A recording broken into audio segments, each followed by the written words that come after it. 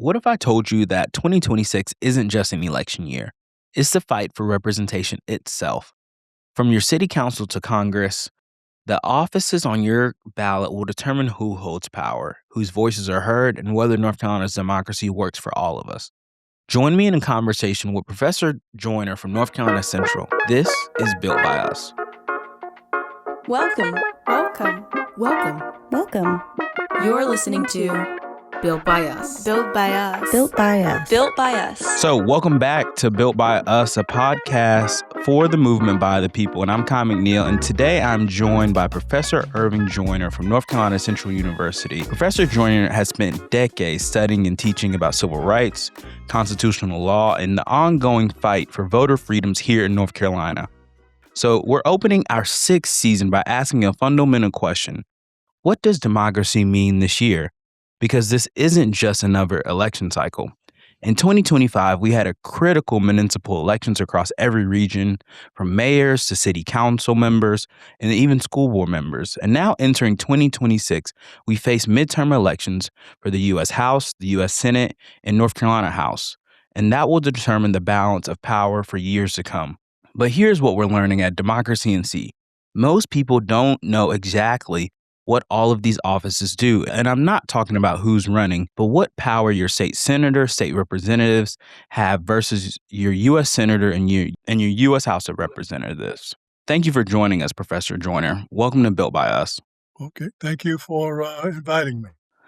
Professor Joyner, you've had a very complex legacy when it comes to standing with democracy. We've been at the forefront of both expanding and also we've seen a lot of restricting voter freedoms in the past couple weeks. Can you help us understand where does this tension come from and why does it matter specifically in North Carolina? Well, there is a history that we have that as African Americans we have had to fight to be able to participate in this political arena, to ensure that the democracy protected us and our children and our families, our communities, those around us. And that started back in the Reconstruction era. And we've had forces that continually fought against that progress that we sought to make, where we demanded that the promises of the Constitution, the promises of the Declaration of Independence applied to us with the same vigor that it applied to whites in this country. We saw it not only as a promise, but as a contract, as a right, an entitlement given by the Constitution that we would be equal to those who governed us and those who shared that governance with us. And we find, again, that that is being challenged.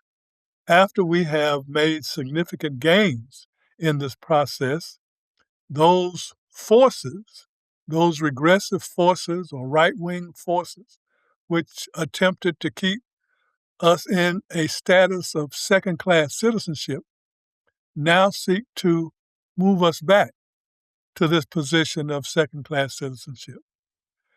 And we can't become collaborators to that effort by not fighting for the rights that are guaranteed to us, but they are only guaranteed if we fight for them and we fight to defend, protect, and ensure that they are applied to us. So this tension results from our effort to maintain our position and the effort of others to take away those entitlements that we have and that we demand. When we look at North Carolina has been a leader in some democratic innovations, such as statewide early voting in 1991, and in 2000's introduction of early voting in 2007, some of the implementation of same-day registration during early voting. What drove these? What drove those expansions, and what can we learn from those moments in the past? Well, it's an excellent historical question. Prior to 1991, we voted on one day, the first Tuesday in November, a day that most of us had to work. And in order to vote, we all had to gather on that one day at a polling place and stand in line for long periods of time in order to vote. A lot of poor people, people without means, people who were economically deprived, could not take off from work to be able to go to the polls on that day to vote. And the lag time between the time that they got off work and the polls closed was so short that it made it impossible for many of them to vote. In addition to that, there was this notion that the vote didn't mean anything to a lot of people because you had to choose between the lesser of two evils rather than having a robust competition among people to participate in the franchise.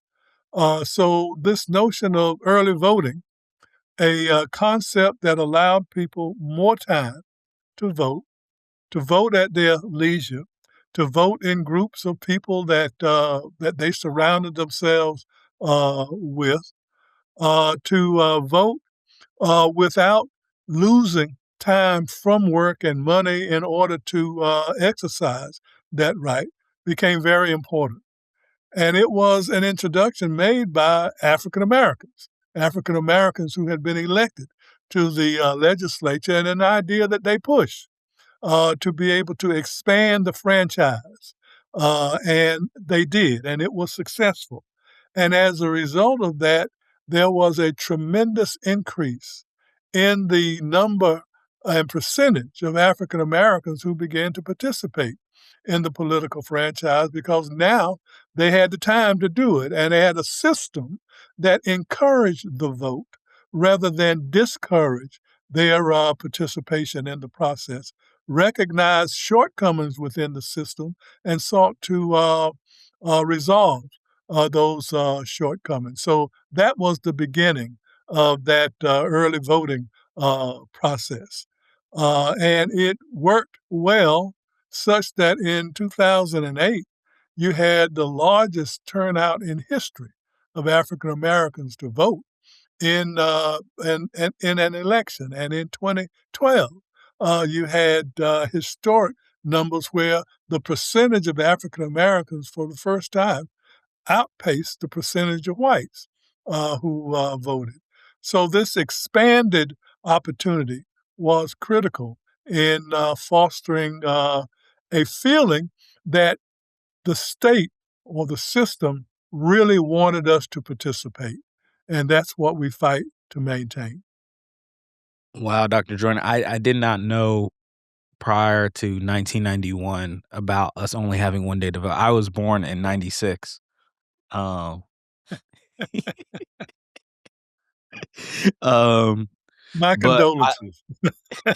but but I was able to live through 2008, which is a um, a groundbreaking year for voting and voting numbers. A year that I think a lot of people will always look back at, both in campaign innovations and in both in voter turnout. Um, Especially considering it is, I would say 2008 is probably also one of the last years right before digital innovations really take off. Like we're on the brink, but it is not the only way people are getting information, or the number one way people are still getting information when they look at media. We start to look at the year 2013, and that came with a big restriction when it comes to the voter ID laws being taken in place, and then also again in 2016, and then we start to look at some of that again in 2023.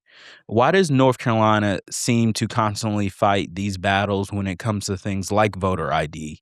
What we observed was that regressive forces in this state, conservative forces in this state, or the old Dixiecrat community who were now Republicans, were able to seize political power in the state.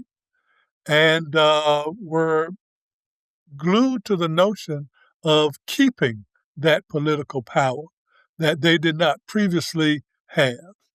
And they recognized that a strong support base for the Democratic Party were African Americans. And the quickest way to enhance their ability to maintain their position was to decrease the number and participation of African Americans in the political franchise. So there then began an attack on all of those processes that were put in place that encouraged and supported African Americans to go to the polls and vote. People of color went to the polls at greater numbers because of the early voting process, the 18 days that occurred before Election Day, and they saw that created a groundswell of support, and it ended up being for Democrats who ran for office because the Democratic Party was open to the participation of African Americans. So you had this effort to cut back.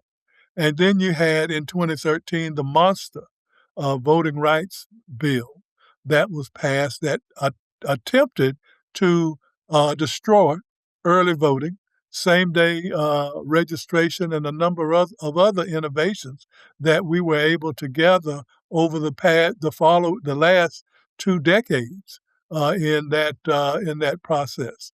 And that effort is continuing today. That effort brought about lawsuits. We were successful in uh, uh, keeping those efforts at bay. But now, with changes in the interpretations of the laws, changes in the Constitution of the North Carolina Supreme Court, the U.S. Supreme Court, that support this notion of minimizing the opportunity for African Americans and people of color to vote, that ability to fight in court against these things are slipping away. And we see slippage every day.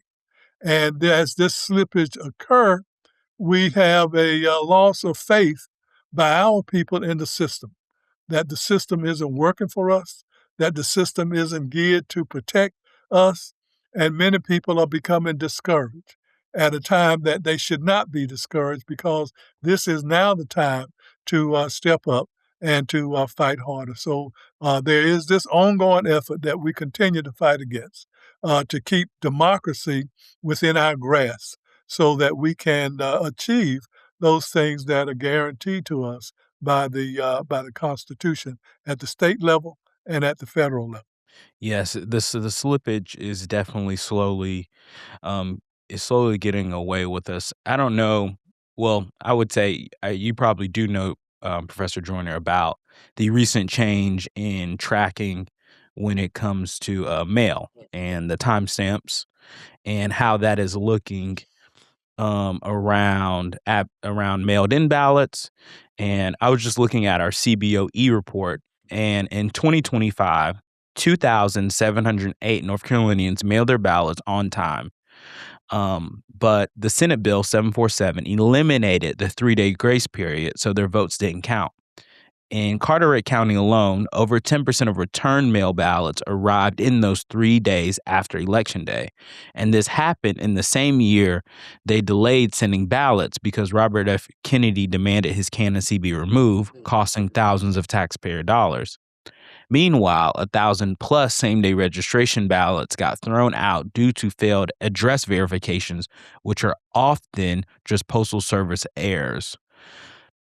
With the recent changes in the United States Postal Service and the postmark days, does mail-in voting restrictions have a tendency to target specific communities, especially with the recent changes we've seen in the Postal Service and then some of the findings we had from last year?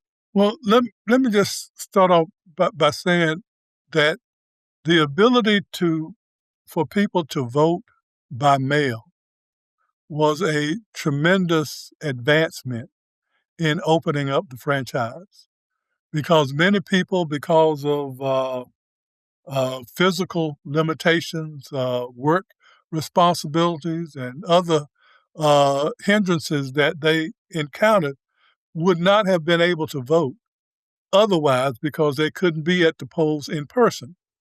The post office had a process in place that was like magic, that as soon as you drop your mail in the box, it was stamped. And the law at that time provided that that timestamp indicated when you actually voted. And the notion that depositing your ballot in the mail indicated the exact time that you voted, and they could use that post stamp to determine the validity of that vote. And the 3-day grace period was one that allowed people to put in their uh, uh, to cast their vote on election day, and then it would arrive at the county board of elections within 2 or 3 days of that posting and would still be counted, which was a tremendous advancement in the process.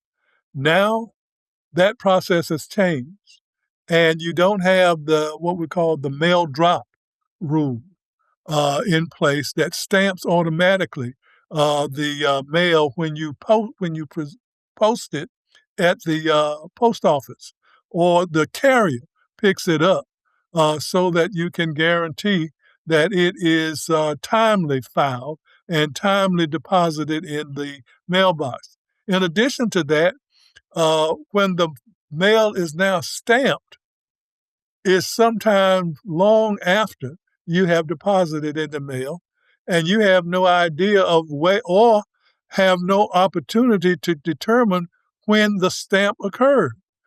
So you have a delay in the delivery of the mail, then the inability to go back and check to see exactly when that vote was deposited.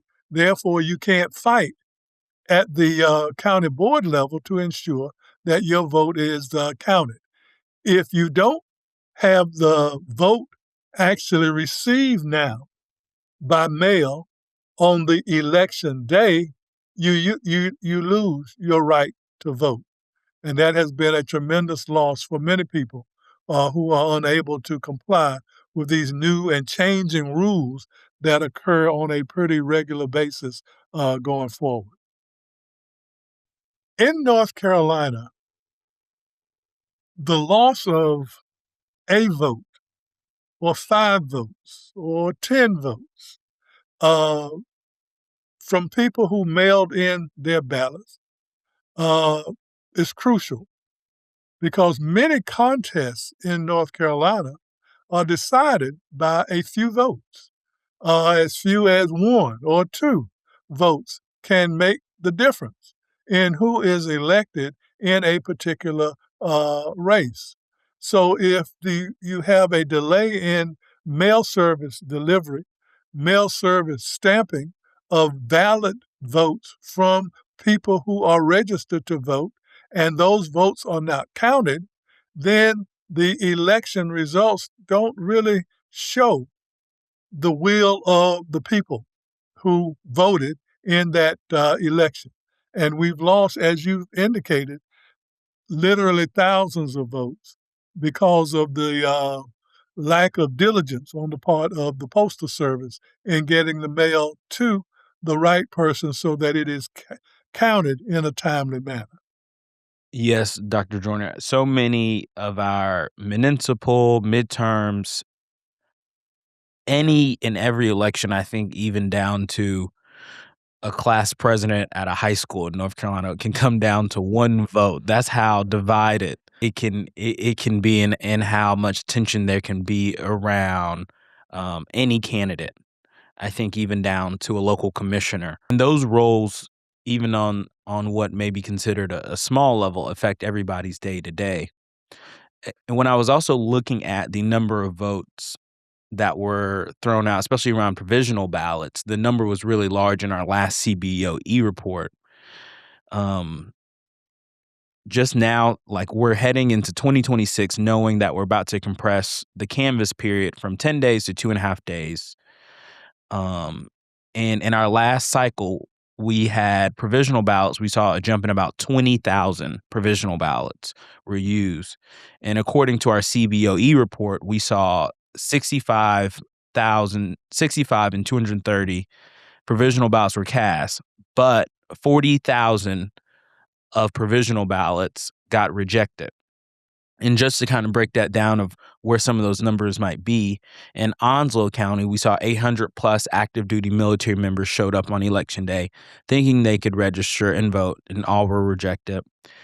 A UNC Asheville student that was displaced by Hurricane Helene was rejected. And 13 counties rejected every single previously removed provisional ballot without even doing the required research. What does that level of rejection tell us? Is that a targeted attack on voting, especially with the rise of needing to use the provisional ballot, which is a very new thing? Voting a provisional ballot in North Carolina has become an exercise in futility. That if you vote a provisional ballot, then you are almost guaranteed that your vote will not count, because those individuals who work in with the Board of Election and make the decision as to which contested votes will be counted are typically less inclined to accept those ballots as being valid, which includes a large number of ballots from African Americans and people of color that show up at the polls. In addition to that, people are given misinformation at the polling site when they go to vote, and they find that there is some question about their eligibility to vote. Uh, you moved from one location to another. Your new address doesn't match what is on the records at the Board of Election. Then you are directed to vote a provisional ballot, which you have to cure if there's some deficiency. In addition to that, you have this notion, well, I guess, and it's a difference in how the voting process works. In early voting, you can do same-day registration and vote. On election day, you cannot do same-day registration and vote. So many people, under the impression that they can vote and register at the same time on election day, and I've run into this situation many times before, particularly with college students, that they are under the impression that they can go to the polls on election day, bring with them their driver's license or other information, and register at that point and vote. But they're always given a provisional ballot because the law does not allow them to do that. Whereas if they had gone to the polls 3 days earlier, they would have been able to do that during the early voting process. So my point is that the provisional vote is a no vote, as it is scrutinized at the County Board of Election, and many people aren't there to fight to get their votes cast, nor are people there that can vouch for the validity of that vote and for people then to be able to stand up for those individuals who have voted these provisional ballots. Yeah, the provisional almost seems as if almost like if we were playing football, it'd be like a fake handoff. Like, you think the ball's going one way, but then it's actually not going that way at all. 'Cause, yeah, you've cast a ballot, but again, because it's a provisional, it may or may not count. When we look at casting those ballots, and more importantly, the power and in these positions that are on the ballots this year and what these actual offices do, this is a major election year specifically for Congress. Could you walk us through what a member of Congress actually does, and not like the civics textbook's definition of if I looked it up, but what that power means for an everyday North Carolinian? Well, at the congressional level, we elect representatives from congressional districts, and we also elect senators from the state. Two individuals from each state will be elected as a senator, and then any number of individuals at the congressional level, based on the population of the state, will be elected. But these are the policymakers for the country. They enact laws. They investigate the work of the executive branch of the federal government. They scrutinize what is happening around the country and determine what specific issues impact people across state lines. And their role is to enact legislation that protects the rights and privileges and immunities of people around the country. But they do that on behalf of the federal government, and they represent our voice in the policymaking process at the federal level, unlike those who are elected at the state level. So those individuals are key to representing our voice, presenting our voice, presenting our needs, our wants, and our desire at the federal level, and to elevate that to prime policy on behalf of the Congress, which ends up in legislation that protects all of us. And when we go down the rest of the ballot, Professor Joyner, the NC Senate and House are also on the ballot. How does the NC State Senate differ from the NC House of Representatives, and what decisions are happening in Raleigh that some people may think actually happen in Washington, and some things that are happening in Washington that will actually happen in Raleigh? Well, at the state level, you have representatives and senators there as well. And this is the local voice and deal with those issues that are germane and important to individuals within the state and in each county in the state, within each city, county, hamlet that you find, looking for ways to improve the life and participation of people at that local level. So these are local representatives. They are close to us. They are elected every 2 years, unlike senators at the federal level, or the same as congressmen at the federal level. But every 2 years we elect senators and representatives for the state, and they do for us at the state level what congressional representatives do at the federal level. But they're closer to us.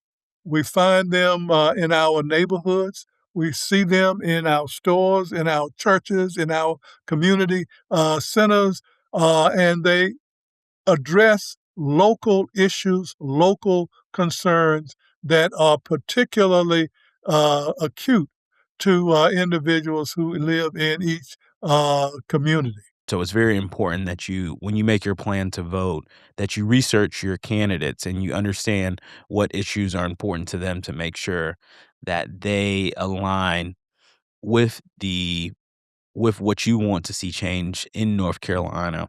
When I also think about North Carolina, Professor Joyner, is we continue to be a purple state, roughly a 50-50 split. But because of partisan recent racial gerrymandering we've seen across CD1, one party controls nearly 80% of our congressional delegation. Can you explain what that imbalance means for fair representation and, more importantly, for people who want to see change, and see their voice being heard? And also, what does this mean for democracy? Well, looking at your last question is fatal to democracy because our voice is not being represented there. The gerrymandering process has been used in a way that it favors Republicans, the Republican Party. They are in control, and they seek to maintain that control. And they basically split up the African American voters so that there cannot be a cohesive and coherent voice from those communities, and split them in a way that white communities are able now to control who is elected in our General Assembly. And in the General Assembly, you have what is called veto-proof assemblies, both in the Senate and in the House, which means that if the governor vetoes a bill, that the Republican Party can override the veto of the governor, in this instance, who happens to be a Democrat. But it is a process of dividing, splitting, uh, minimizing the ability of African Americans and Democrats to assert their will in the state in a manner that is equitable based on the populations that we have in this state.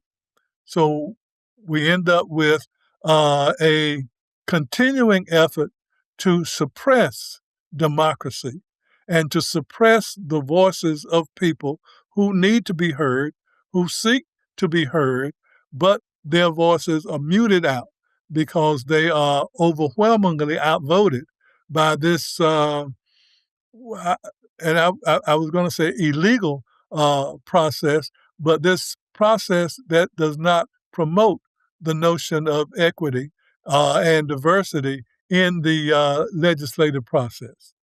Equity is so big when we start to look at the democratic process and people's voices being heard. As we begin to close, Professor Joyner, my final question for you is we open by asking, what does democracy mean at this moment? And I would more want to know, though, with this year being 2026, what does democracy mean right now, especially when it comes to the effect it can have on the years ahead of us? Democracy as a concept allows for the voice, the participation of every citizen to be weighed on an equal basis. What we are operating with now is probably what I would describe as Democracy Betrayed Part 2, where there is an effort that democracy is resident in the hands and in the powers of some people at the expense of others. And the others just happen to be us in this situation, where there is a conscious effort that's being made that our voices are not heard, that our participation is not invited, accepted, nor encouraged by our system, because as it has been devised, it is designed to keep us back and to remove our ability to operate as first-class citizens in the state.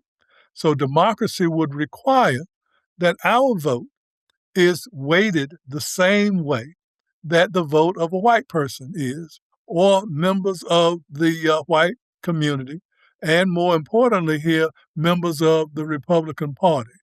And the effort has been successful thus far in minimizing those opportunities and suppressing our ability to go forward and participate fully in this political process. Thank you so much, Professor Joyner, for helping us understand not just where we've been, but the power we hold right now and the importance of active participation in the process of democracy. Your work at North Carolina Central and in the broader community is building the next generation of democracy defenders, and we need that now more than ever. Built by Us would not be possible without our amazing advocates and supporters who are listening. If you would like to donate directly to Democracy NC and keep Built by Us a platform for the people, please check out demnc.co/donate. Thanks for listening to Built by Us, and you can connect with us on Blue Sky, Threads, Instagram, TikTok, and Facebook. Stay on the lookout for our next episode, and just a reminder from Democracy NC, big change can happen when many people take small actions, and democracy requires showing up not just once, but again and again. Thank you.